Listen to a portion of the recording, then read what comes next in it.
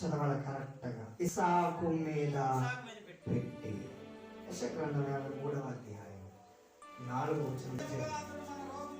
నిశ్చయముగా అతడు మన రోగములను భరించెను, మన వ్యసనములను వహించెను. అయినను మొత్తబడిన వారిగాను, దేవుని వలన బాధింపబడిన వారిగాను, శ్రమ నొందిన వారిగాను మనము అతనిని ఎంచితిమి. దేవునికి స్తోత్రము కలుగును గాక. ఆయన మన భారములను భరించెను.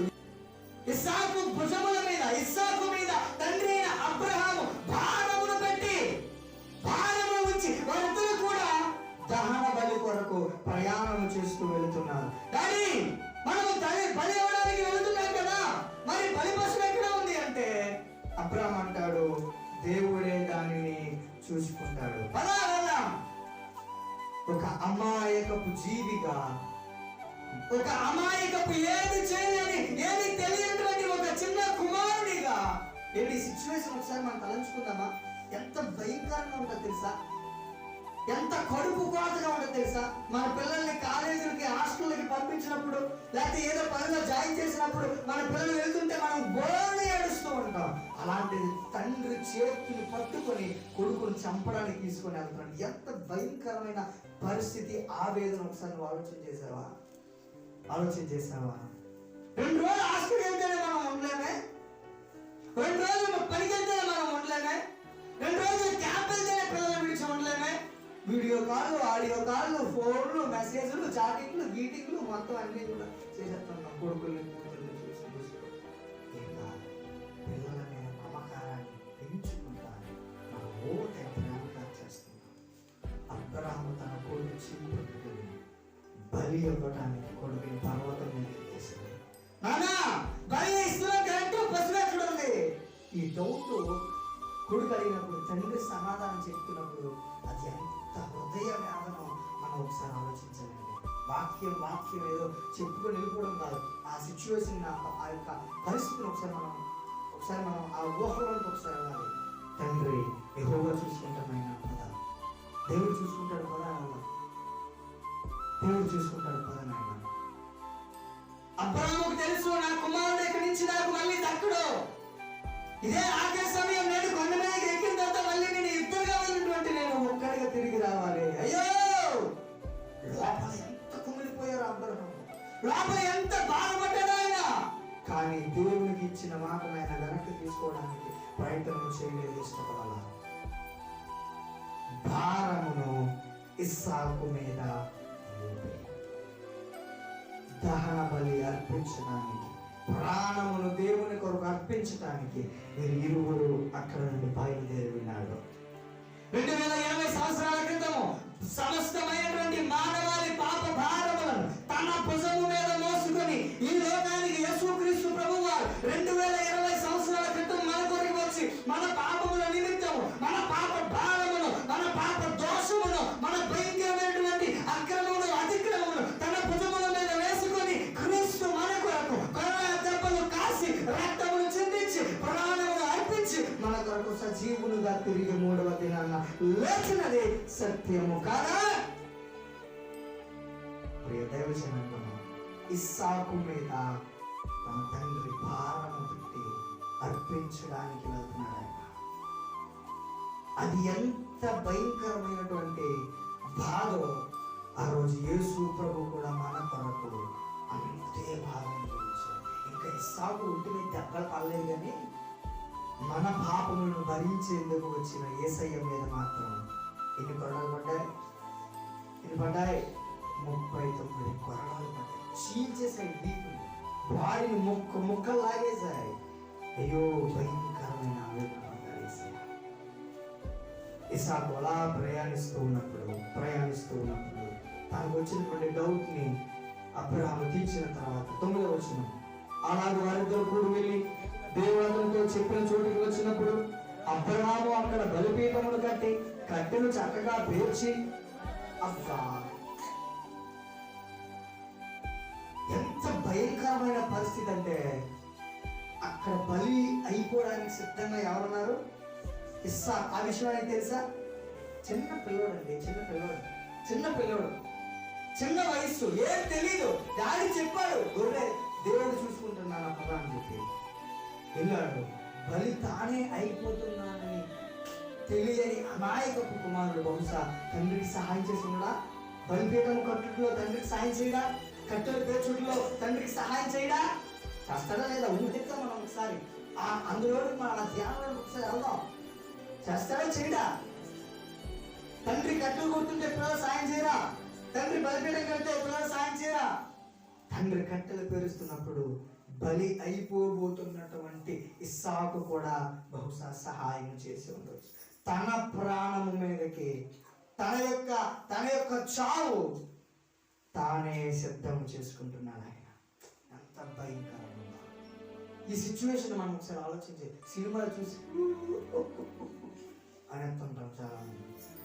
సినిమాలు చూసి ప్రేరేపించబడి ఏడ్చేస్తుంది చాలా మంది. అంటే అది నీ కంటి ముందు కనిపిస్తుంది కాబట్టి. అనేది వేరే విధంగా కాదు. ఇప్పుడు సినిమా చూస్తున్నప్పుడు ఏడుస్తున్నామంటే అర్థం ఏంటి? వాళ్ళు నటిస్తున్నారు, వాళ్ళు నిజంగా జరిగేది కదా. అది నటించినందుకే మనం ఏడ్చేస్తున్నాం. అంటే మనం చూస్తున్నాం కాబట్టి ఏడ్చేస్తున్నాం. ఈ సిచ్యువేషన్ దానికి మించింది, ఇది నిజంగా జరిగింది, నటన గట్ట కాదు కదా. సో నా ముందు కంటికి కనిపించకపోయినా మన ఊహలతో దీన్ని ఆలోచించినప్పుడు మన గుండె బరువెత్తే కళ్ళలో నీరు కారణం.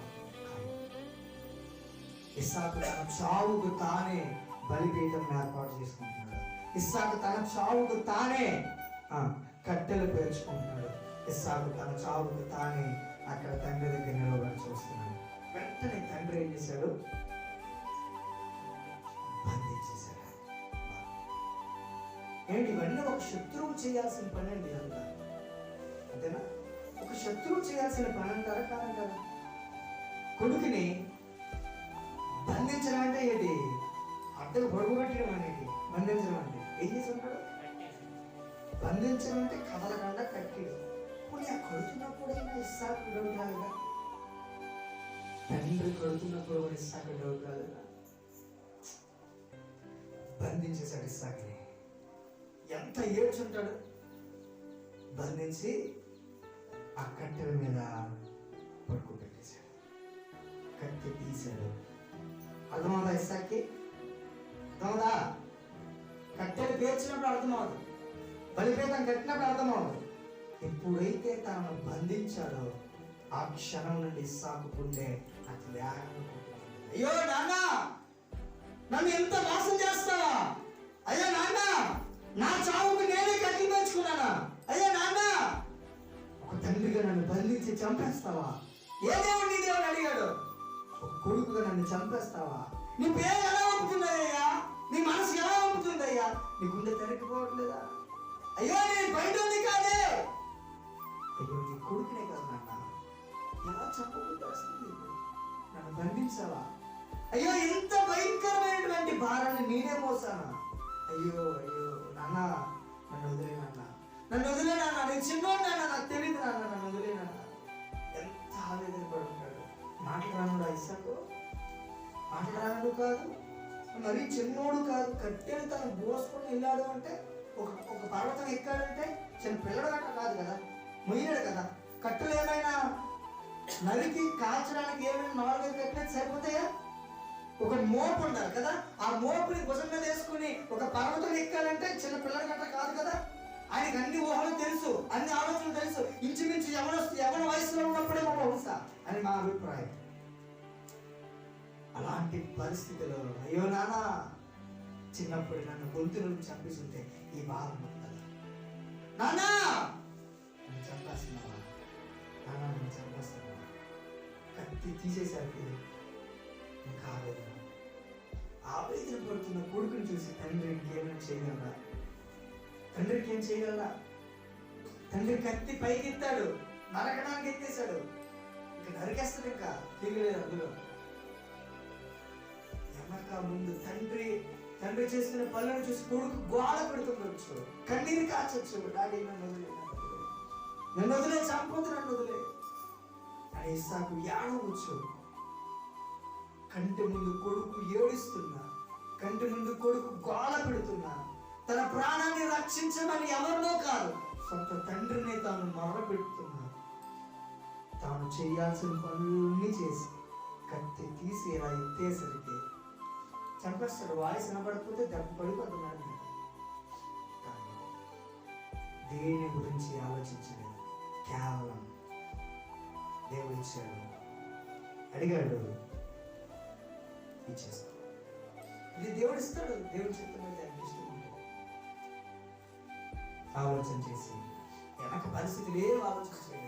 తన ముందు జరుగుతున్న పరిస్థితులు దేని గురించి ఆలోచించలేదు. తన కొడుకు గోల పెడుతున్నటువంటి ఆ గోల దేన్ని ఆలోచించలేదు. కత్తి తీసి ఎత్తి కొట్టబోయేసరికి దేవుని స్వరము, దేవుని దూత యొక్క స్వరము అబ్రహాముకు వినబడింది. దేవునికి స్తోత్రము కలుగును గాక. హల్లెలూయా. మనం ఇదంతా కూడా డైలీగా వినేటువంటి వారు. ఈ స్వరాలు విన్నాం. ఈ అబ్రహాము ఇలా చేశాడు, అబ్రహాము అడగలేదు కదా, సంపలేదు కదా, ఇంకా మనకి ఏముంది అని చాలా హృదయాలు వ్యతిరేకంగా సింపుల్గా ఆలోచించేస్తున్నాయి. ఈ సిచ్యువేషన్ మనం ఒకసారి అర్థం చేసుకుంటే, ఆ ట్రాన్స్లోకి మనం ఒకసారి వెళ్తే అది ఎలా ఉంటుందో ఒకసారి, ఎంత గుండె కోత, ఎంత బరువెక్కినటువంటి హృదయంతో అబ్రహాము ఆ పని చేశాడో మనకు అర్థమవుతుంది. జనాలు ఈరోజు యేసుక్రీస్తు మన కొరకు అబ్రహాము కత్తెత్తితే దేవుడి స్వరం ద్వారా ఆపేశాడు. కానీ యేసయ్యను ఏ ఒక్కరు ఆపలేదు, ఆపలేకపోయారు.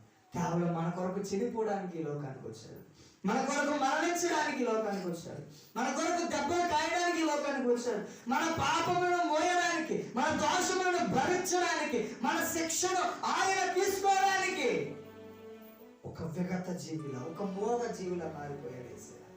అనేక మంది కొడుతున్నారు, అనేక మంది వెనక్కి తంతున్నారు, అనేక మంది గుద్దుతున్నారు, అనేక మంది గుంపొస్తారు. అయినా ఏ మాట ఒక్క మాట కూడా ఆయన ఒక్క మాట వారిని దూషించారు. కారణం మన కొరకు ఆయన చనిపోవడానికి వచ్చాడు, మన కొరకు ఆయన మరణించడానికి లోకానికి వచ్చాడు, మన కొరకు ప్రాణం పెట్టడానికి లోకానికి వచ్చాడు. సమస్తమైన బరువును, మన పాప భారమును, శాప భారమును తన భుజాల మీద మోసుకొని గోల్కొండ కొండకు ఆయన ప్రయాణం చేశాడు. కేజీల బరువున్న శిలువను భుజాన మోసుకొని మన కొరకు గోల్కొండ 3 మేకుల ఆధారముగా ఆయన వేలబడి మన కొరకు ప్రాణం అర్పించాడు. ఈరోజు మనం ఒక పాపం చేయకుండా ఉండలేకపోతున్నామే. ఈరోజు మనం ఒక తప్పుడు మాట ఆడకుండా ఉండలేకపోతున్నామే. ఈరోజు అంత భయంకరమైనటువంటి ఆ క్షోభను అనుభవించిన ఆ శిక్షను, ఆ శ్రమను మనం తలుచుకోలేకపోతున్నామే. ఇంకా మన జీవితాలు ఎందుకు, మన బ్రతికెందుకు? అబ్రహాము దేని గురించి ఆలోచించలేదు, దేని గురించి ఆయన ఆలోచించలేదు. కేవలం దేవుడు చెప్పాడు, నేను చేస్తాను, అదేమైనా సరే. ఈరోజు మన జీవితంలో అలా దేవుడు అడగడు, కానీ బలివ్వని అడగడు. కానీ మన జీవితంలో దేవుడు ఏదైతే ఆశిస్తున్నాడో, మన నుండి ఏదైతే దేవుడు కోరుకుంటున్నాడో, మన నుండి ఏదైతే దేవుడు ఆశించి మనం ఎలా ఉండాలి, ఏ స్థితిలో మనం జీవించాలని దేవుడు ఆశిస్తున్నాడో ఆ స్థితిలో మనం జీవించే వారిగా ప్రయత్నం చేద్దాం. పాపం చేయొద్దని, వ్యభిచారం చేయొద్దని, బూతులు మాట్లాడొద్దని, దొంగతనాలు చేయొద్దని, కలహంతో ఉండొద్దని, కుట్ర కుతంత్రాలతో మనం జీవించకూడదని అనేక మార్లు, అనేక సార్లు, అనేక పర్యాయాలు దేవుడు మనల్ని దేవుని సేవకుని ద్వారా, వాక్యం ద్వారా ఎంత హెచ్చరిస్తున్నా, ఎంత హెచ్చరించి మాట్లాడినా, ఎంత గద్దించినా, ఎంత ప్రేమపూర్వకంగా ఇన్ని మాటలు మనకు చెప్పినా మన జీవితాల్లో మార్పు రాలేదే. మన హృదయాలు కఠినమైపోయాయి, మన మనసులు బండబారిపోయాయి. అయితే ఈరోజు ఆ బండబారిన హృదయాలను, ఆ కఠినమైన హృదయాలను బ్రద్దలు కొట్టడానికి, కరిగించడానికి దేవుని వాక్యము బండను బద్దలు చేయి చుట్టూ వంటిది కాదా, సాకలి వారి చెప్పు వంటిది కాదా? ప్రియ దైవ జనాంగమా, మన జీవితాలు క్రీస్తుకు ఇంకా విరోధంగా ఉంటే, మన బ్రతుకులు క్రీస్తుకి ఇంకా విరోధముగా ఉంటే దాని నుండి మనం బయటికి రావడానికి ప్రయత్నం చేద్దాం. అబ్రహాము వెళ్ళాడు, బలి అర్పించడానికి కత్తెత్తాడు, దేవుడు ఆగిపోమన్నాడు. వెంటనే అబ్రహాము వెనక్కి చూడు, నీ వెనక్కి ఒక పొట్టేలు పొగ నిరకంలో చిక్కుకొని ఉంది, దాన్ని తీసుకొచ్చి అక్కడ బలిపీఠం కట్టబడింది అంటే బలి జరగాల్సిందే. బలిపీఠము కట్టబడింది అంటే బలి జరగాల్సిందే. బలి జరగకపోతే అక్కడ దేవుడు ఏర్పరిచిన ఆ ప్రణాళిక అక్కడ సంపూర్తి అయ్యేది కాదు. ఈ పరిస్థితికి అర్థము ఉండేది కాదు. బలిపీఠం కట్టబడిందంటే బలి జరగాల్సిందే. నువ్వు క్రీస్తును అంగీకరించావు అంటే, బాప్తిసం పొందావంటే బ్రతుకు మార్చుకోవాల్సిందే. హెచ్చరిస్తున్నాను, జాగ్రత్త. నీవు బాప్తిసం తీసుకున్నావంటే, ప్రభు శరీరాన్ని ముడుతున్నావంటే, ప్రభు రక్తాన్ని స్వీకరిస్తున్నావంటే ఎటకారంగా ఉందా, ఎగతాళిగా ఉందా, ఆషామాషిగా ఉందా? పని పాట లేక మన కొరకు చదవలేసయ్యా. ఆయనకి ఏదో పరలోకంలో ఉండబెట్టలేక మన కొరకు ఈ లోకానికి రాలేదు. ఆయన శరీరము మన కొరకు చీల్చబడింది, దున్నబడింది, రక్తము ధారలుగా కారి రక్తమంతా పోయి ఆఖరిగా పుడిస్తే చివరిలో నీరు కారిన అంత రక్త ఆఖరి రక్తపు బొట్టు వరకు క్రీస్తు మన కొరకు కారిస్తే ఈరోజు ఆ రక్తాన్ని చులకన చేస్తున్నావా? ఈరోజు ఆ రక్తాన్ని విలువలేనిదిగా చేస్తావా? ఒక క్రమం అనేది లేదా మన జీవితానికి? క్రీస్తు బలి అంత క్రమం లేనిదిగా చేసేస్తున్నావా? దేవుడు ఊరుకోడు, చూస్తూ ఊరుకునేవాడు కాదు. ఆయన చూస్తూ ఊరుకునేవాడు కాదు. బలిపీఠము కట్టబడిందంటే బలి అర్పించక మానకూడదు.